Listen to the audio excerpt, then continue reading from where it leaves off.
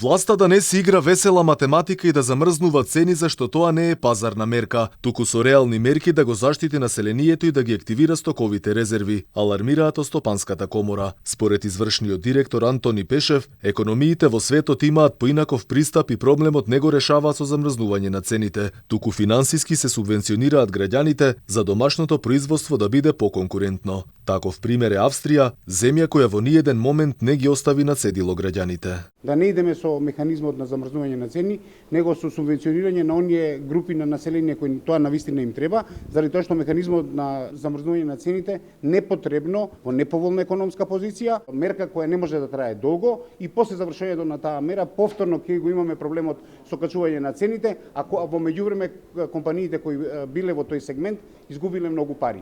Така да секогаш се залагаме за пазарни мерки, а не за мерки на помалку популистички. И додека македонската влада прави популистички мерки и замрзнува цени за денар или два, во Австрија го нема тоа, ама затоа има директна државна помош за секое домаќинство од над 100 евра. Според австриското стопанство, граѓаните треба да им се помогне во време на криза, се со цел полесно да ги платат давачките.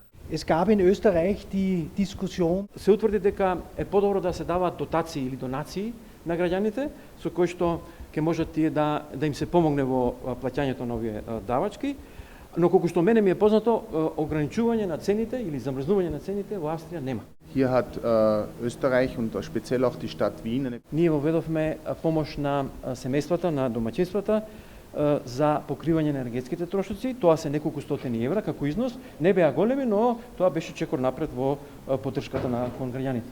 Во меѓувреме компаниите алармираат и за проблемот со недостиг на работна сила. Само во последните неколку години доминирале околу 150.000 студенти во земјава, но за жал огромен дел од нив си заминале од земјава.